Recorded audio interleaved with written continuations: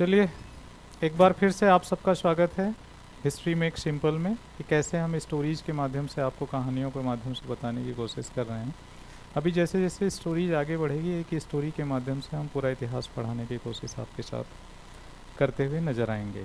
चलिए, सिंधु घाटी सभ्यता का पतन कैसे हो गया? इतनी शानदार सभ्यता थी, दुनिया की यूनिक सिविलाइजेशन थी, फिर इसका पतन कैसे हो गया? पतन के पीछे का कारण क्या था? ऐसे कौन कौन से कारण थे जिसकी वजह से इस सभ्यता का पतन हुआ? तो वो पतन के बहुत सारे कारण थे। कौन कौन से थिंकर्स थे जो इसको मानते थे? उसमें से एक कारण क्या था? प्रशासनिक असफलता भी था। और ये किसने कहा है, यही आगे हम लोग डिस्कस करेंगे। चलिए, किसी भी सभ्यता का जब ग्रो होता है, देख रहे हैं कितनी शानदार सिविलाइजेशन है, और इतनी शानदार सिविलाइजेशन का डिक्लाइन कैसे हुआ है, ये हमारे लिए क्यूरियासिटी का भी सब्जेक्ट है और चिंता का भी, कि सभ्यता जो अपने उफान पर होती है उसका पतन क्यों होता है? वो हमारी शिथिलता के कारण होता है। इसलिए इतिहास में एक बात कही जाती है, अलसाई हुई जातियों को श्रमशील जातियां पीछे छोड़ देती हैं। Hard workers always left to those persons who are not interested in work.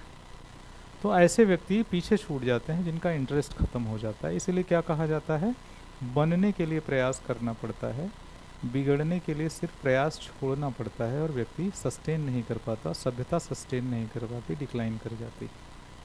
कैसे है, आइए इसी फेज में हम लोग डिस्कस करते हैं पिक्चरों की।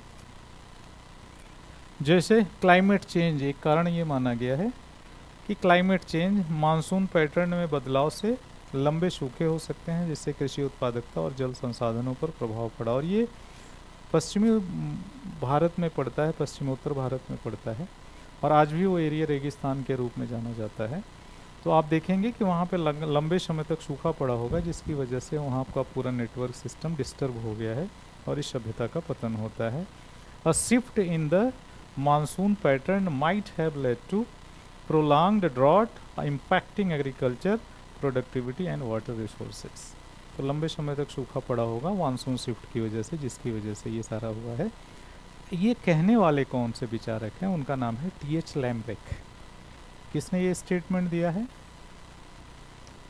TH. लैम्ब्रेक।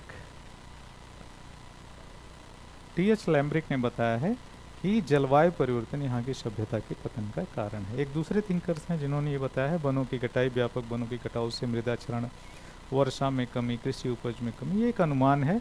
Extensive deforestation could have resulted in soil erosion, reduced rainfall and decreased agricultural yieldings। जब वनों की कटाई होगी, इसीलिए चंद्रगुप्त मौर्य जब आप पढ़ेंगे तो वहाँ पे भी एक कहानी राजकेलकम के रूप में आपको देखने को मिलेगी। और राजकेलकम में क्या है, चाणक्य को जब धनानंद अपमानित करके अपने राज दरबार से बाहर निकाल देता है, तो एक गुलाम लड़का जिसका नाम है चंद्रगुप्त मौर्य, वो राजकेलकम खेल खेल रहा है और राजा बना हुआ है, और अपने ही साथी को स्थूलभद्र को क्या बनाया था, अपना सेनापति। तो दोनों राजा राजा खेल खेल रहे थे। ऐसे में चाणक्य की नज़र इस खेल को खेलते हुए किस पे पड़ जाती है? चंद्रगुप्त मौर्य पे पड़ती है। और वो आकर के कहते हैं, राजा, इस खेल में मैं भी शामिल होना चाहता हूँ, और इस शामिल खेल में मुझे शामिल करके ये सुनिश्चित कर दीजिए कि हम जो है कैसे आपकी बुद्धि की परीक्षा ले सकते हैं। तो हालांकि चाणक्य ने ये बात बताई नहीं, लेकिन अंदर से उनके यही आवाज़ चल रही थी कि हमें एक ऐसे प्रतिभाशाली छात्र की आवश्यकता है जिससे हम भविष्य के राजा का निर्माण कर सकें। इसीलिए क्या कहा जाता है, teachers are the nation builders. जो शिक्षक होता है, जब धनानंद उसको निकालता है अपने दरबार से, तो क्या कहता है कि एक साधारण सा शिक्षक बताएगा कि राजा का कर्तव्य क्या है। तो वहाँ चाणक्य का एक मशहूर डायलॉग बहुत ज़्यादा हिट भी हुआ है। कहते हैं कि वो कहता है कि शिक्षक की गोद में प्रलय और सृजन खेला करते हैं, शिक्षक कभी साधारण नहीं होता। Teachers are never ordinary persons, declining and lap of the civilization always playing in the lap of teachers. तो टीचर की गोद में कौन खेला करता है? क्रिएशंस और डिस्ट्रक्शंस। तो सृजन और प्रलय दोनों उसकी गोद में खेला करते हैं, destructions and creations in the lap of teachers. तो टीचर की गोद में ये खेला करते हैं। वनों की कटाई इसका एक आधार था। रिवर चेंजेस कहते हैं, ये वनों की कटाई, जल प्रबंधन के बारे में मैं ये बात कर रहा था। चाणक्य ने चंद्रगुप्त मौर्य से क्या मांग लिया? गाय मांग ली। और जब गाय मांगा तो उन्होंने स्थूलभद्र से कहा कि इसको गाय दे दीजिए। तो जब गाय देने लगे तो चाणक्य ने कहा, राजन इस तरह से आप फ्री में सब कुछ बांटेंगे तो एक दिन तो आप कंगाल हो जाएंगे। तो जो चंद्रगुप्त ने बात कही वो बहुत रिमार्केबल थी। चंद्रगुप्त ने क्या कहा, आवश्यक जितना हो उतना रस बादल बरसाए, अन्न औषधि में लगे प्रचुर फल और स्वयं पक जाएं, योग हमारा क्षेम हमारा स्वतः सिद्ध हो सारा, भारतवर्ष हमारा प्यारा अखिल विश्व से न्यारा। आवश्यक जितना हो, आवश्यक बारिश तभी होगी जब हमारा पर्यावरण संतुलित होगा। अन्न औषधि में लगे प्रचुर फल, अगर समय पे बारिश होगी तो हमारी जो उत्पादकता होगी वो सरप्लस होगी, सूखा नहीं पड़ेगा। और अगर समय पे बारिश, समय पे जो है धूप निकलती रहेगी तो अन्न औषधि में लगे प्रचुर फल, पर्याप्त मात्रा में यील्डिंग होगी और अपने आप पकेंगे और स्वयं पक जाए, उन्हें पेस्टिसाइड की आवश्यकता नहीं पड़ेगी। आज हमारी सबसे बड़ी समस्या यही है। ठीक है, योग हमारा क्षेम हमारा। योग का मतलब है कि हमारी जो दैनिक क्रियाविधि है वो एक स्वस्थ दैनिक क्रियाविधि है।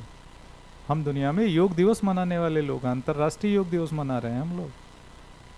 योग हमारा क्षेम हमारा स्वतः सिद्ध हो सारा। चाणक्य ये देख करके जान गया कि इस बच्चे में बहुत ताकत है, ये भविष्य का सम्राट बन सकता है, और वहीं से उस पर उन्होंने वर्क किया और धनानंद 8 भाइयों समेत सबका समूल नाश कर देता है। तो ये सारी कहानियाँ आपको आगे भी सुनने को मिलेंगी, लेकिन वनों की कटाई का मतलब है कि वनों की कटाई से असंतुलन उत्पन्न हुआ और दुनिया की एक अद्वितीय सभ्यता का समापन आपको देखने को मिल जाता है। दूसरा, नदियों में बदलाव। सिंधु नदी के रास्ते या प्रवाह में बदलाव सिंचाई और व्यापार प्रभावित हो सकते हैं, जिससे सभ्यता के आर्थिक आधार में व्यवधान आ सकता है।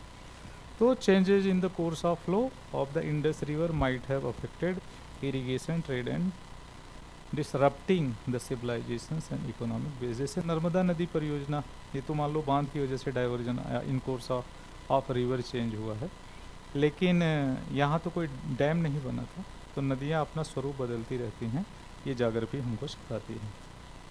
इसकी वजह से भी सभ्यता का हमारे पतन हो सकता है।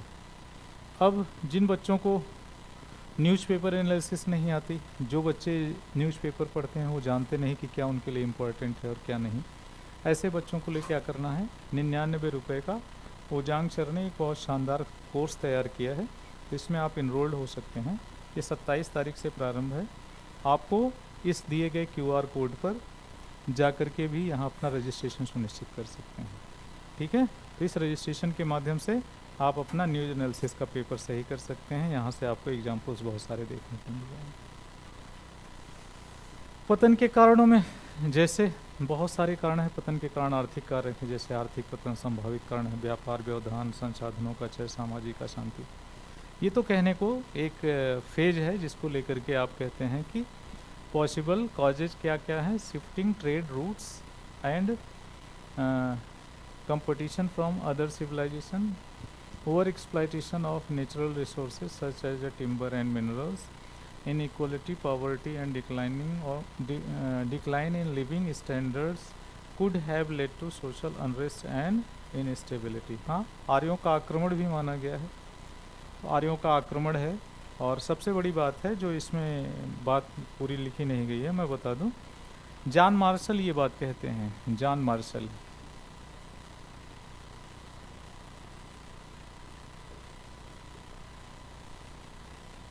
मार्शल ये बात कहते हैं कि एडमिनिस्ट्रेटिव लैप्स